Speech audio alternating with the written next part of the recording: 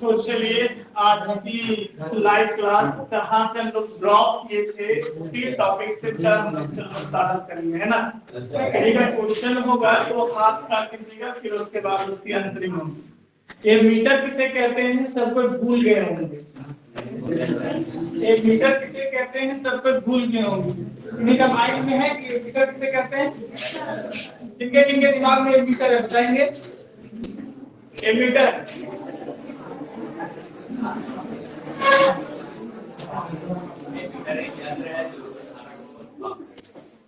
Metre एक तंत्र है जो इसको धारा को मापता है। इसको कहाँ लगाते हैं बेटा हम लोग,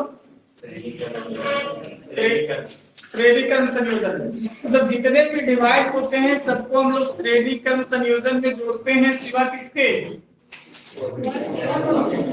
सिर्फ वोल्ट मीटर को जोड़ते हैं लोग समांतर, बाकी सब लोग इसमें जोड़ते हैं बेटा। That's clear.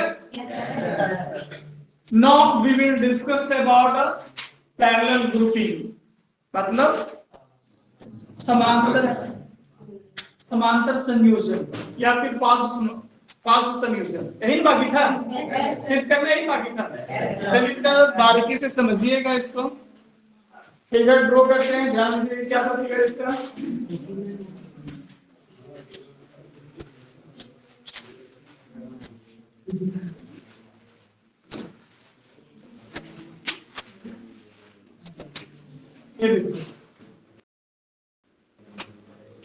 यहाँ दे दिया आपका 1 मीटर। इसको क्या कहते हैं,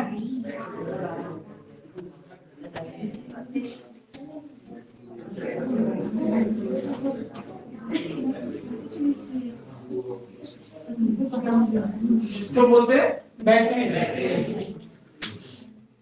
इसको क्या बोलते हैं, आगे बढ़े। यहाँ इलेक्ट्रिक करंट है, तो देखो यहाँ ध्यान से समझना, इसका समतुल्य प्रतिरोध भी यहाँ बट क्या रहा है, आई डाला लो करंट I1 हो जाएगा 2 और यहाँ आई क्या होता है 3। अरे प्रतिरोध क्या है, तो दिक्कत यहाँ तक नो सर। तो यहाँ अगर देखा जाए तो सेम कहानी जैसा हम लोग लिखे थे बिल्कुल वही फ्लो में हम लोग यहाँ लिखेंगे। क्या लिखेंगे, माना। क्या लिखेंगे सर, माना। क्या लिखेंगे, प्रतिरोध R1 R2 और R3 को कौन से क्रम में संयोजित किया, पास क्रम या समांतर क्रम में संयोजित किया, लिखा जाएगा ये। तथा परिपथ में पूर्ण विद्युत धारा, चलिए लिख दे, प्रतिरोध क्या लिखेंगे बेटा बोलो, प्रतिरोध R1 R3 और क्या R3 को समांतर क्रम संयोजन में संयोजित ना दिया, या फिर क्या किया, जोड़ा ना। तथा परिपथ में क्या लिखेगा, परिपथ में कुल धारा, क्या लिखेंगे, धारा I बराबर I1 plus I2 plus I3, बस कोई जरूरत नहीं इतना भी लिख के अपने से आप जो मर्जी से लिखिए। हेलो लिखा देंगे, किसी को परेशानी लिखने में। उसके बाद बेटा लिखना ओम का नियम से, कहां से, ओम का नियम। ओम का नियम क्या कहता है, सब भूल चुके होंगे। ओम का नियम से, ओम का नियम क्या कहता है सर, V बराबर I R होता है। हेलो क्या बोलता है, V बराबर I R होता है। आई है ना, अब निकालना पास क्रम में, किसे निकालना है, तो आपको पता है कि v बराबर क्या होता है, आई आर। तो आर बराबर क्या, आई बराबर क्या हो, v बटा आर होगा, नहीं होगा। तो अब यहाँ देखना है सबका अलग अलग, फर्स्ट वाला में देखना है तो लिखेंगे I1 बराबर क्या लिखेंगे, वी आर, क्योंकि प्रतिरोध तो सभी समतुल्य। हेलो, तो ये होगा I1 बराबर वी बाय आर, अरे होगा। तो इसको रिलेट करके क्या इक्वेशन हुआ। अब जब करंट यहाँ की, अगर यहाँ जाके क्या बोलेंगे, I2 बराबर बोलिए, समझ पा रहे हैं आप लोग सब। आगे बेटा, जब आई यहाँ से आई निकल के इधर लगेगा तो अगर में कहा क्या होगा, इक्वेशन बेटा हो गया। अब क्या लिखेंगे, समीकरण, इक्वेशन का तो समीकरण, समीकरण तो समीकरण 1 2 3 को क्या करने पर उसी तरह से सेम कहानी है ना। तो लिखेंगे समीकरण 1 2 और 3 को क्या करने पर जोड़ने। अब जोड़ दीजिए, तो इसको एक साथ जोड़ेंगे, I1 I2 I3 एक साथ जोड़ेंगे, I1 plus I2 plus I3, कोई दिक्कत नहीं यहाँ तक। इधर भी एक साथ जोड़ेंगे, मतलब V by R1 plus V by R2 plus V by R3, कोई दिक्कत यहाँ से नहीं सर। अब बेटा यहाँ आप ये जानते हैं धारा का कुल जो वैल्यू है, कुल क्या है, आई ही ना बटा है। हेलो, बटा कौन सा है, आई। तो यहाँ लिख सकते हैं आई बराबर इतना, मतलब इतना के बदले में आई लिख सकते हैं ना। तो लिखिए आप कि आई इज इक्वल टू, अब भी को यहाँ पे कॉमन ले सकते हैं, भी को क्या ले सकते हैं, कॉमन। तो भी को कॉमन ले लीजिए, 1 बाय इतना 1 बाय R2 1 बाय R3, ऊपर से भी कॉमन ले लीजिए, कोई दिक्कत किसी को, भी सब में है ना, भी को कॉमन ले लीजिए, कितना हो गया। अब ये स्टेप तक सबको समझ में आया होगा, यहाँ तक किसी को दिक्कत है बोलिए, यहाँ तक सबको समझ आया।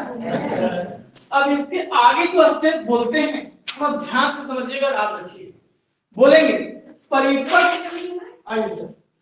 एसपी, परिपथ क्या मान लिया, परिपथ क्या मान लिया एसपी।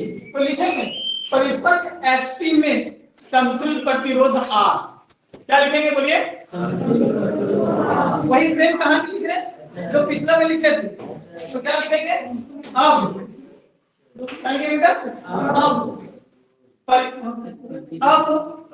अभी परिपथ एसपी में क्या बोलिए,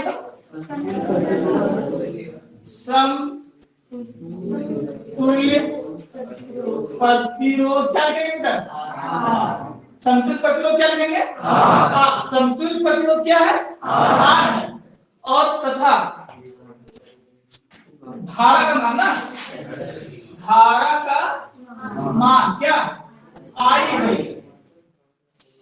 तब ओम का नियम, तब क्या लिखेंगे, ओम का नियम से। तो क्या कहता है नियम, ओम का नियम, तब क्या कहता है, तब ओम का नियम नहीं कहता है कि तब कहता आई बराबर जी बार आर नहीं कहता है, क्या कहता है।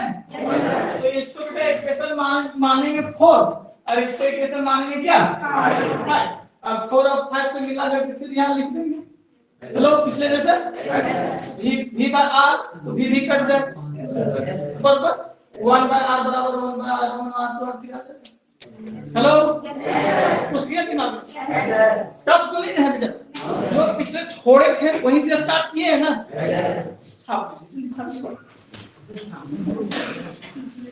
हम एक थोड़ा और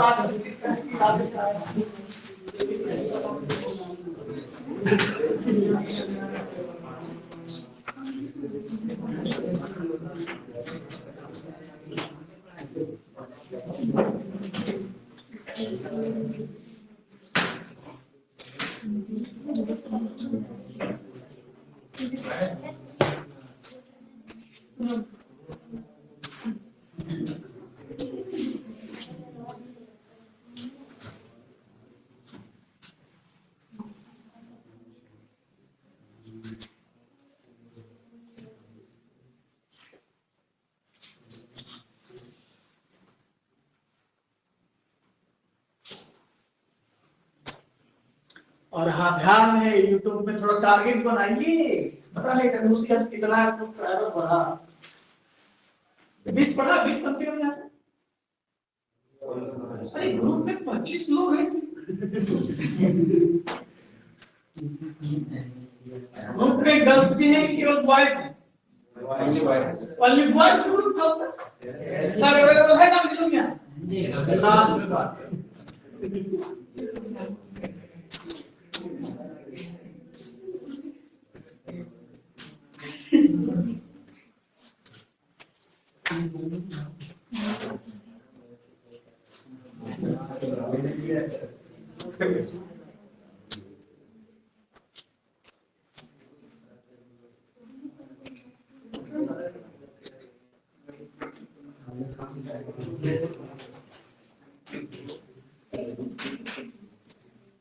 थोड़ा स्पीड कीजिए क्योंकि ये चैप्टर और कंप्लीट कर देंगे आप लोग।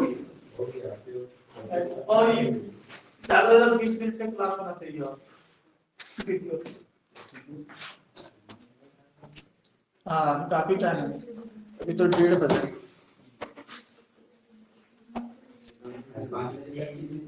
हाँ आज एकदम कोई किएगा नहीं, फिट हो पाए ना सब, घर से सेट हो गया है ना सब। वैसे कल पिछले वाले क्लास से आज इस बार ज्यादा आए हैं, अच्छे से टाइट आ गया है ना सब। चलिए बेटा ये लिखिए सर को।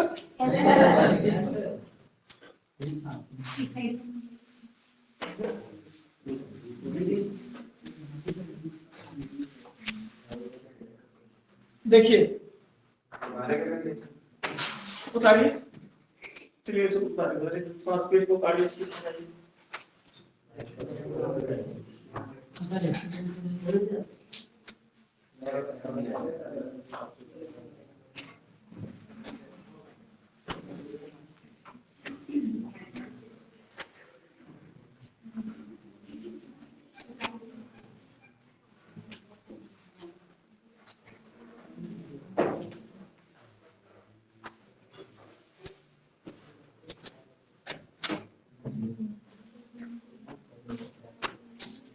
अपने मन से लिखिएगा, यहाँ फिगर देख के तो लिखे थे हम, समझे?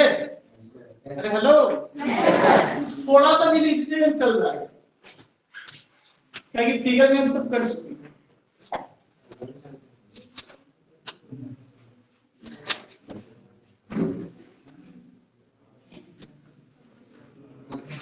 चलो क्लियर करें। अब देखो इक्वेशन कितना है, समीकरण, इक्वेशन मींस क्या? समीकरण। तो ये समीकरण 4 है, समीकरण कितना है? 5। तो समीकरण 4 और 5 से हम लोग देखेंगे, है ना? समीकरण 4 और क्या देखेंगे? 5 से। समीकरण 4 है I = V 1/r1 plus 1 bye क्या? r2 प्लस 1 बाय क्या? ये है कोई दिक्कत? अब देखो बेटा यहाँ से I बराबर क्या है? समीकरण 5 में V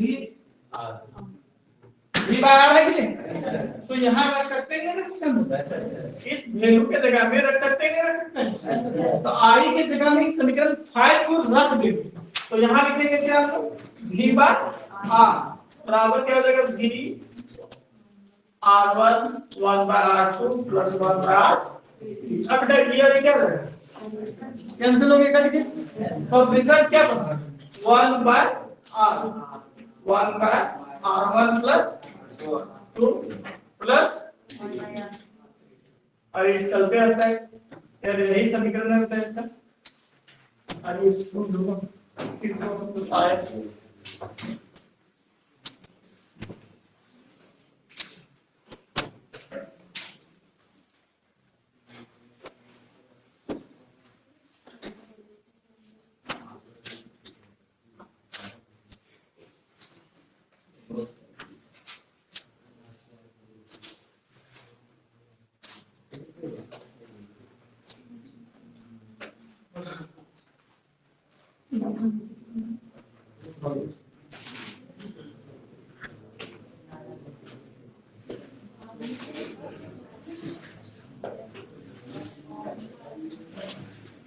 चलिए क्लियर है यहाँ पर। थोड़ा सा डिफरेंट है कि वो श्रेणी था, ये क्या है पास या समांतर।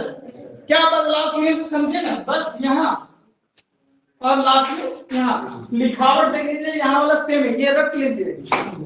उसमें भी लिखा हुआ होगा कि यदि परिपथ एसपी में, उसमें भी लिखा होगा, उसमें भी लिखा होगा कि यदि परिपथ एसपी में समतुल्य प्रतिरोध आर, और वहां लिखोगे तथा भी का लिखना है, और इसमें आगे क्या लिखेंगे आई।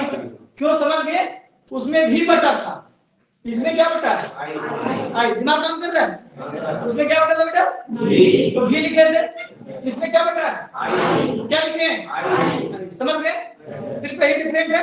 हेलो हो जाएगा, टेस्ट भी लेंगे आप लोग का। चलिए अब बेटा ये हुआ यहाँ सॉर्ट आउट। अरे लिखे नहीं ना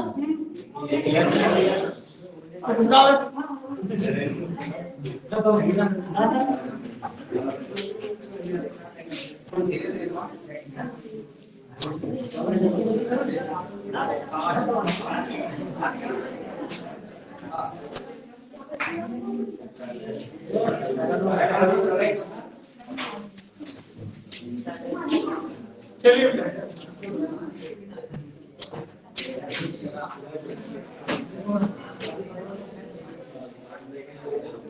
चलिए समझिएगा। अब ये टॉपिक श्रेणी क्रम समांतर क्रम का टॉपिक कंप्लीट। अब जो आप लोग को पढ़ने में जो लास्ट टॉपिक है और वो है प्रतिरोध के बारे में। किसके बारे में पढ़ना, क्या पढ़ना, प्रतिरोध क्या है जरूर पता हो। इन्हीं का दिमाग में कुछ भी प्रतिरोध। हाँ बोलिए। प्रतिरोध पदार्थ वह गुण है जो धारक प्रवाह में रुकावट डालता है। बिल्कुल सही बैठिए। थोड़ा इसको स्टैंडर्ड ढंग से समझेंगे। नदी में पानी बहता है क्या, बहता है तो ऊपर से नीचे आता है कि नीचे से ऊपर जाता है, ऊपर से नीचे आता है। तो आप कैसे नहाते हैं, ऊपर से नहाते हैं कि नीचे से नहाते हैं। हम लोग उसका विपरीत में जाते हैं ना, जैसे ऐसे बाहर ऐसे हम नहाएंगे तो हम उसका विरोध करते हैं नहीं, तो वो क्या करता है हम पे चढ़ जाता है नहीं, लेकिन कुछ पल के लिए रुकता है। क्या करता है वो फोर्स लगाता है नहीं। सेम है प्रतिरोध। प्रतिरोध रोकने की तो कोशिश करता है और रोकता भी है, लेकिन प्रतिरोध मतलब विद्युत फिर भी रुकता है, लेकिन फिर भी वो क्या करते रहता है चलते रहता है। क्या करते रहता है चलते रहता है। हेलो समझे। तो इसमें हम बोल सकते हैं रुकावट डालता भी बोल सकते हैं, या बोल सकते हैं क्या विरोध करता है। क्या कहते हैं हम लोग बोल सकते हैं किसी भी चालक पदार्थ, क्या बोलेंगे बेटा किसी भी चालक पदार्थ में प्रवाहित विद्युत धारा का, प्रवाहित क्या चीज का, उसका विरोध करता है। उसका क्या करता हो उसे कहते हैं क्या हम लोग। समझ गए यहाँ। तो दिमाग में रहेगा कैसे बेटा कि हम लोग जब पानी बहता है तो नदी में हम नहाते हैं तो पानी का क्या करते हैं हम लोग विरोध।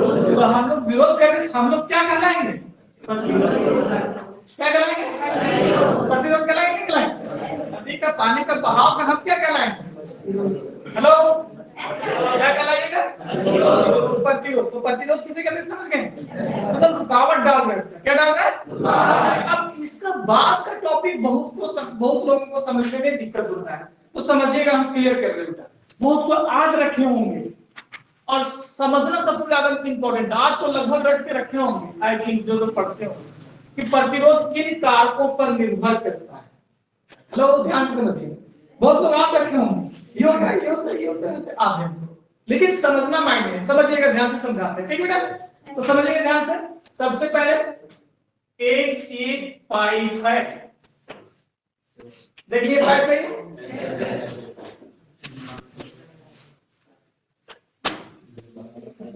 ये भी पाइप। समझ गए आप लोग दोनों पाइप। बेटा इसमें भी पानी जा रहा है और इसमें भी पानी जा रहा है। हेलो तो बताइए कि किस पाइप में पानी जल्दी चल जाएगा और किस में लेट तक जाएगा। इसमें तुरंत नहीं, लेट तक। तो कहने का मतलब अगर इसमें प्रतिरोध लग रहा है तो प्रतिरोध कहां तक लगेगा? यहाँ लगेगा, यहाँ लगेगा, यहाँ लगेगा, यहाँ लगेगा, यहाँ लगेगा, उसके बाद नहीं लगेगा, है ना? इसमें कहां लगेगा? यहाँ तक जाएगा। तो कंपैरिजन दोनों में किया जाए तो क्या दिख रहा है? दोनों चालक पदार्थ अगर है तो ये छोटा है, क्या है? बड़ा। ये छोटा है, क्या है? बड़ा। तो मतलब इससे ये पता चल रहा है कि किसी भी चालक पदार्थ का प्रतिरोध जितना होगा, हेलो, प्रतिरोध जितना होगा उसके अनुसार उसका चालक पदार्थ दिख रहा है। हेलो, मतलब उसके लंबाई पर निर्भर नहीं कर रहा है कि जितना लंबा प्रतिरोध होगा उतना लंबा उसका चालक पदार्थ होगा। मतलब प्रतिरोध जो है चालक पदार्थ की लंबाई पर निर्भर करता है। किस पर निर्भर करता है? नहीं कर रहा है निर्भर चालक पदार्थ लंबाई पर। छोटा है तो छोटा प्रतिरोध, बड़ा है तो और बड़ा होगा तो जितना बड़ा होगा। तो इसमें निर्भर किस पर किया? लंबाई पर। किया नहीं किया? हेलो, कुछ धसा। अब अगला क्वेश्चन समझिएगा, देखते हैं कौन समझ पाते हैं। अगर इस पाइप से पानी निकल रहा है, ठीक है,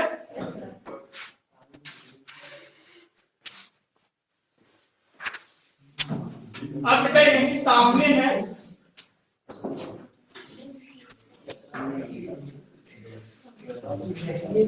बताइए किस पाइप से अधिक पानी निकलेगा?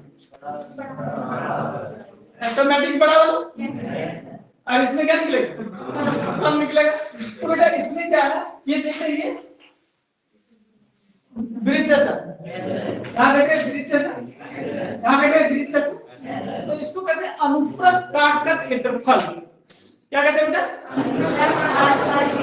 मतलब इसका मोटाई पर, इसका क्या बोलेंगे?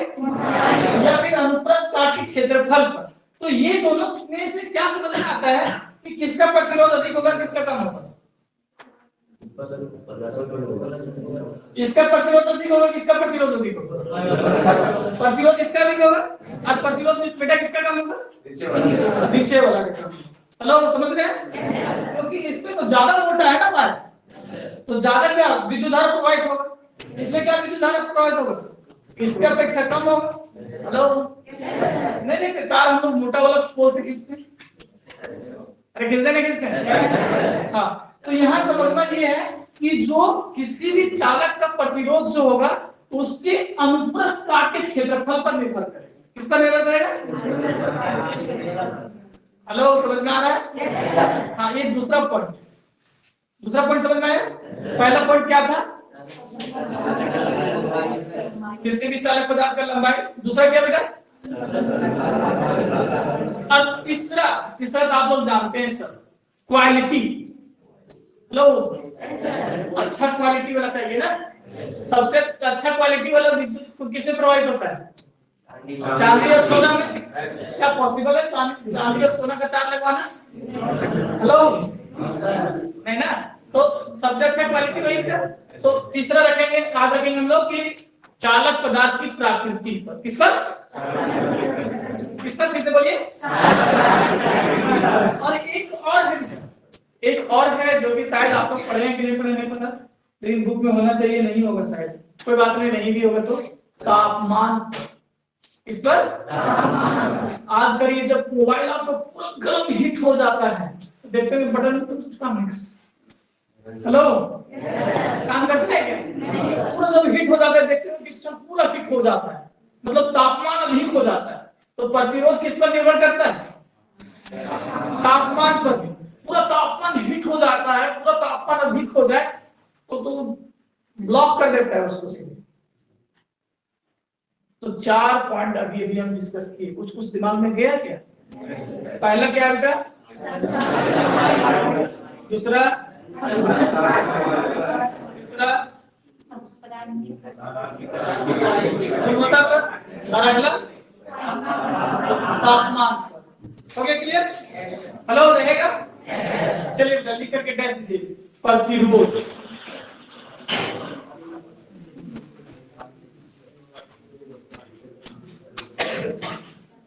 प्रतिरोध लिख करके टेस्ट दे दिए। लिखिए, किसी भी चालक पदार्थ में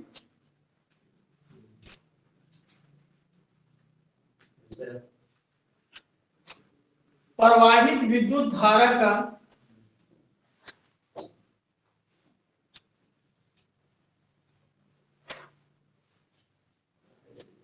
प्रवाहित विद्युत धारा जो विरोध करता है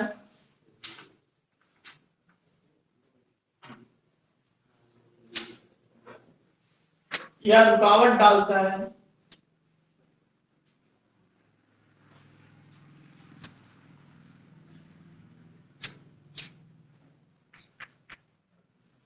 उसे प्रतिरोध कहते हैं।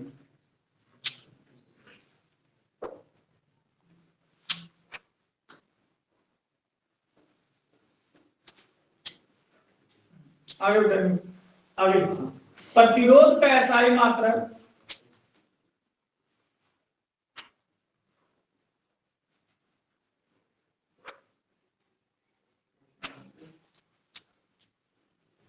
प्रतिरोध का एसआई मात्रा ओम होता है।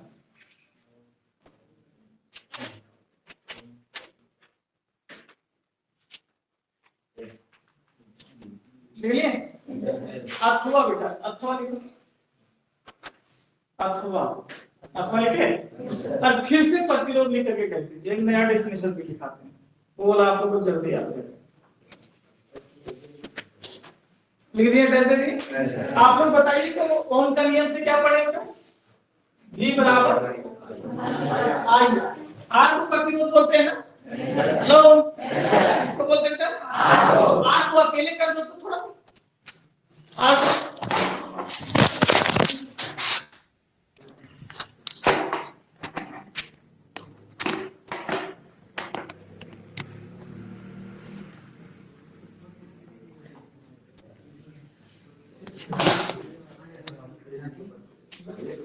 चलिए R को अकेले करिए, R को अकेले करिए, R को यहाँ अकेले करके क्या होता है? नहीं बेटा क्या होता है? ऐसा होता है।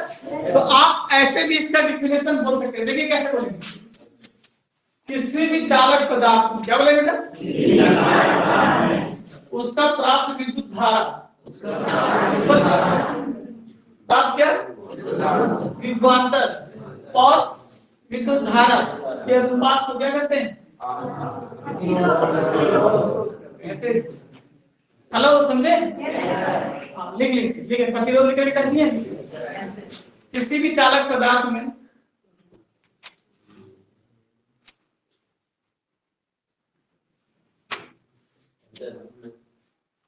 उसके विभवांतर और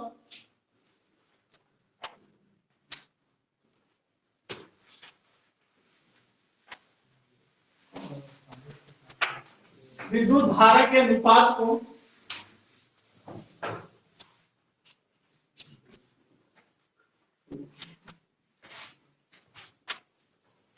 क्या कहते हैं?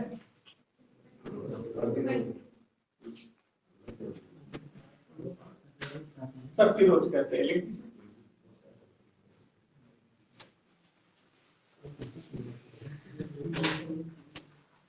चलिए अब यहाँ आगे समझना है, हेडिंग बनाइए। प्रतिरोध किन कारकों पर निर्भर करता है? हेडिंग बनाइए। देखिए प्रतिरोध निम्नलिखित कारकों पर निर्भर करता है। प्रतिरोध निम्नलिखित कारकों पर निर्भर करता है।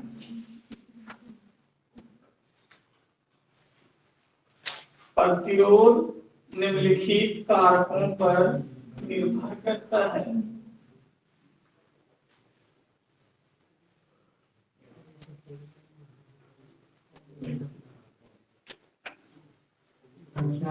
चलिए लिख लिए, क्या लिख रहे थे? पढ़िए। पहला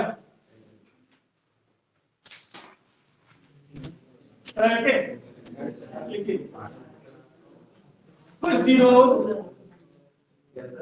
पहला प्रतिरोध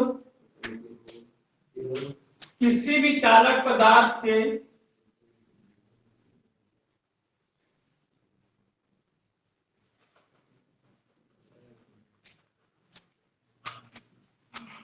किसी भी चालक पदार्थ के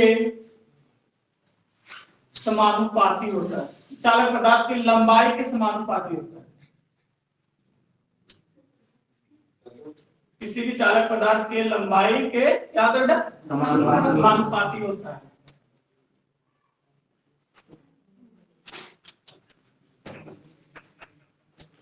समानुपाती होता है। लिखिए आगे लिखेंगे बेटा वहां आर प्रोपोर्शनल एन समीकरण 1।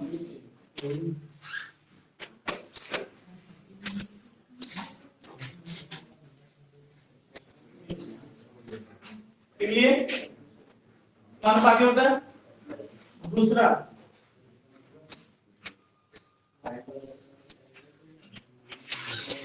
किसी भी चालक पदार्थ का प्रतिरोध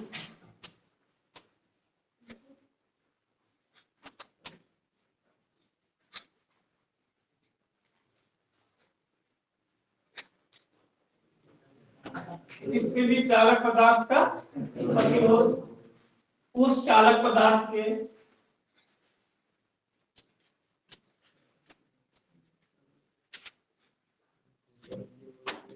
अनुप्रस्थ काट के क्षेत्रफल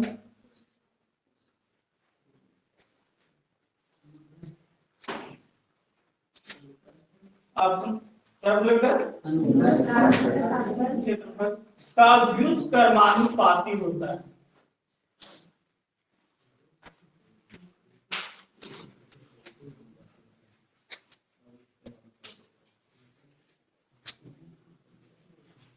व्युत्क्रमानुपाती व्युत्क्रमानुपाती क्या लिखा? क्षेत्रफल। हाँ लिखा क्षेत्रफल। क्या लिखा पढ़ो से बार?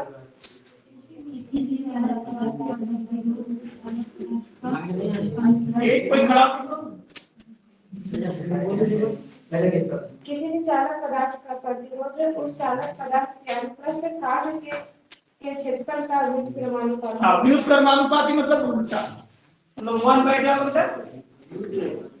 ये मतलब समझे क्या सर? ये मतलब क्या? एरिया किसका? तार का। तो तार सीधा है ना, तो उसको काट देंगे तो वृत्त होगा नहीं होगा? वो वृत्त का क्षेत्रफल मतलब 2 पाई r, सॉरी पाई r स्क्वायर क्या होगा? पता है ना आप लोगों को? तो इसको बेटा समीकरण मानेंगे 2।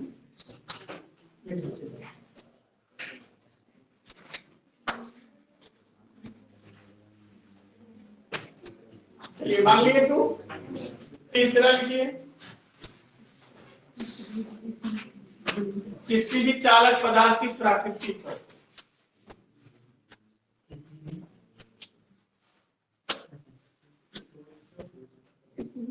किसी भी चालक पदार्थ की क्या प्रकृति पर हो गया।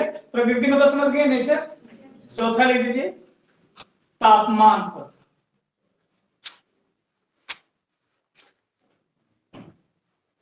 चलिए यहां तक किसी को कोई दिक्कत है क्या? कॉपी में जो गया उस पर किसी को कोई परेशानी क्या? नीचे लिखे अब लिखे समीकरण 1 और 2 से, समीकरण 1 और 2 से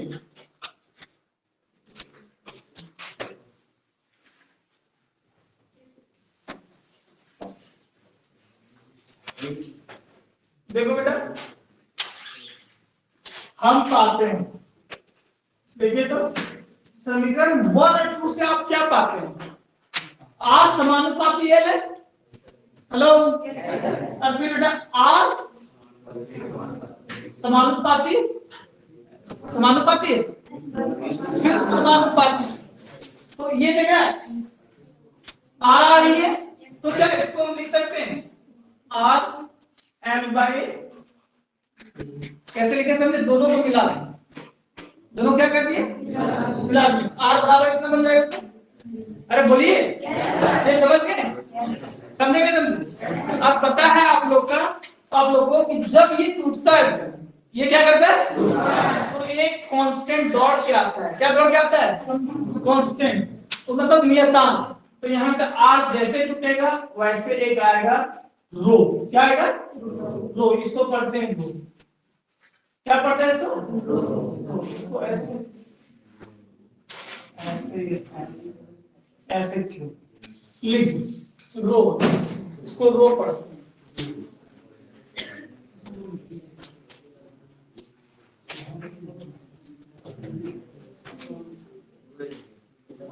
इसी रो को कहते हैं प्रतिरोधकता।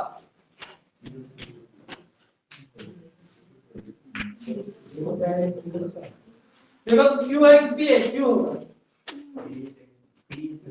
ऐसे भी लिखते हैं, ऐसे भी लिखते हैं, इसको ऐसे रिप्रेजेंट करो, ऐसा ही होगा। देखो कैसे रिप्रेजेंट करते हैं, पी या क्यू ऐसे भी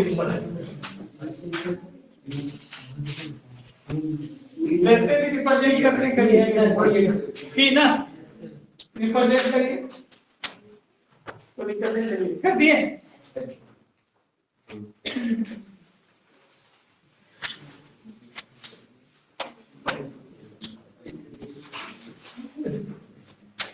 तो लिख दो बेटा नियतांक प्रतिरोधकता, प्रतिरोधकता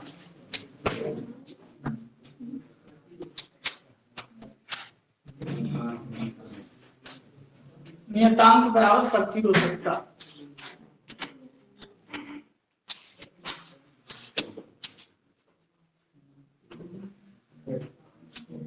चलिए बेटा इसको अब यहां से आप लोगों ने क्या सीखा, ध्यान दीजिए। तो यहां से हम लोगों ने ये सीखा कि सर एक फॉर्मूला सीखा R बराबर म्यू L बाय ए, और इसी को क्या बोलते हैं प्रतिरोधकता। क्या बोलते हैं इसको, इसी को क्या बोलते हैं। अब प्रतिरोधकता को कैसे परिभाषित करें, हेलो किसको परिभाषित करना, किसको, प्रतिरोधकता को। प्रतिरोधकता को कैसे परिभाषित करें, चलिए बेटा करते हैं, ध्यान में एकदम घुसाने की कोशिश कीजिए कि कैसे कर रहे हैं। हाँ ठीक है, ये तो पता है किसी भी चालक पदार्थ में क्या है, लंबाई। बहुत जल्दी आया, थोड़ा सा देर हुई, ये लंबाई है और ये क्या है, क्षेत्रफल है ना। तो इसको कैसे डिफाइन करेंगे, देखिए किसी भी चालक पदार्थ में क्या बोले भैया, उसका लंबाई 1 मीटर और उसका अनुप्रस्थ काट का क्षेत्रफल 1 मीटर हो, स्क्वायर हो, तब उसका प्रतिरोध को प्रतिरोधकता कहते हैं। समझ में आया? मतलब बेटा सिंपल है, जब ये 1 हो जाएगा ये 1 हो जाएगा, तो अगर ये 1 हो जाएगा ये 1 हो जाएगा तो R इक्वल टू वही बचेगा। हेलो, तो जब वही बचेगा तो यही प्रतिरोध है, तो प्रतिरोध को हम लोग क्या कहेंगे, क्या कहेंगे, समझ में आया। प्रतिरोधकता किसे कहेंगे, हेलो गया दिमाग में, फिर से बोल रहे हैं। जब किसी भी चालक पदार्थ की लंबाई 1 मीटर और उसके अनुप्रस्थ काट का क्षेत्रफल 1 मीटर स्क्वायर होता है, तब उसका प्रतिरोध को हम लोग क्या कहते हैं, तब उस चालक पदार्थ का प्रतिरोध क्या कहलाता है, प्रतिरोधकता कहलाता है। तो दिक्कत, हेलो, अब प्रतिरोधकता का एसआई मात्रक क्या होता है, प्रतिरोधकता का क्या जाना बेटा, तो प्रतिरोधकता का एसआई मात्रक क्या होता है पता कर सकते हैं आप, निकाल भी सकते हैं। प्रतिरोधकता ये हुआ ना, तो इसको अकेले करो, तो इसको अकेले अगर करते हैं ऐसा होता है और ये बाय में है ऐसे होता है, अरे होगा कि नहीं होगा। और बेटा प्रतिरोध का एसआई मात्रक क्या होता है, ओम होता है, और एरिया का क्या होता है, क्षेत्रफल का मीटर स्क्वायर क्या होता है।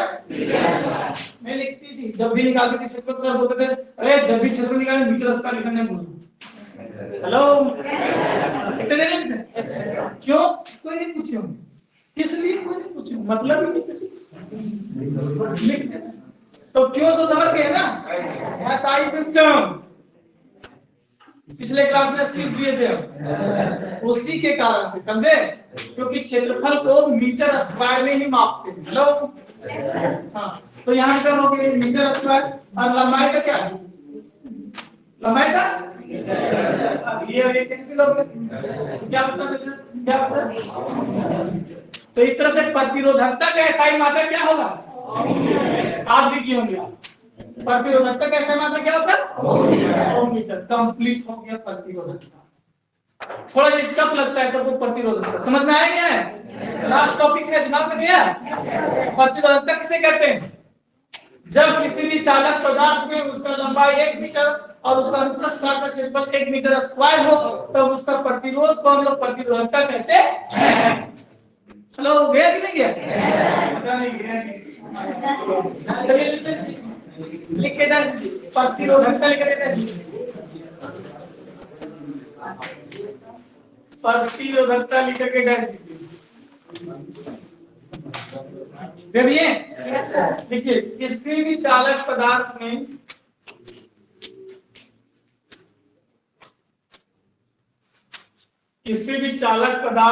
ठीक है, यदि उसकी लंबाई 1 मीटर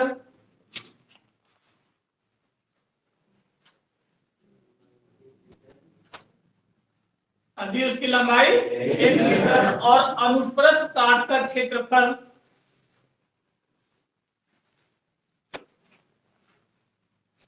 अनुप्रस्थ काट का क्षेत्रफल 1 मीटर स्क्वायर हो, 1 मीटर स्क्वायर हो, तब उसका प्रतिरोध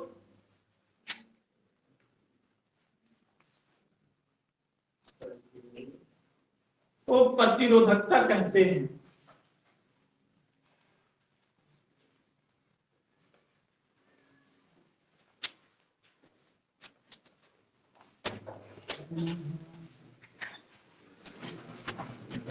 हो गया, नीचे लिखो, प्रतिरोधकता का एसआई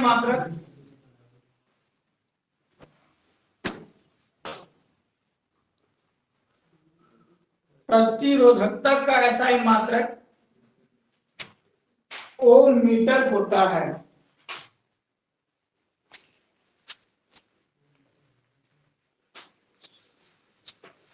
ओम मीटर होता है, कंप्लीट होता है। क्या तक समझ में आया? तो क्लियर है। ये सब लिख लीजिएगा, तो समझने के लिए लिख सकते हैं रफ में, हो सकता है कभी समझने की जरूरत पड़े तो रफ में लिख सकते हैं कैसे कैसे आया।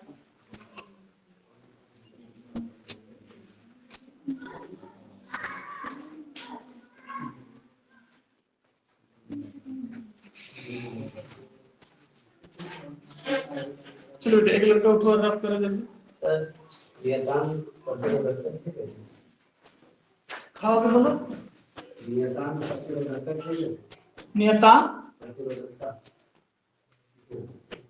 और प्रतिरोधकता क्या है? सो दोनों। देखो बेटा, जो नियतांक जो फिक्स वैल्यू रहता है उसको हम लोग कांस्टेंट वैल्यू नियतांक मानते हैं। से हर चीज जो टूटता है ना, जितना टूटता है उसमें हर चीज में, हर नियम में एक नियतांक आता है, समझा? अब सबका नियतांक को अलग अलग करते हैं। जैसे आप 9th क्लास में पढ़े थे तो जी आया था, तो उसका नियतांक को जी बोले थे। ओम का नियम पढ़े तो उसका नियतांक क्या आया? प्रतिरोध आया। हेलो, नहीं आया? और जब ये पढ़े थे, क्या पढ़ते हैं हम लोग, गति का द्वितीय नियम पढ़ी, तो F बराबर m में आता है, तो वहां नियतांक क्या आया हो? 9th क्लास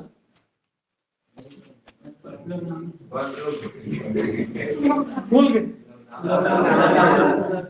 तो जितना जगह नियतांक टूटता है ना, तो एक उसके बदले आता है कांस्टेंट नियतांक है, समझे?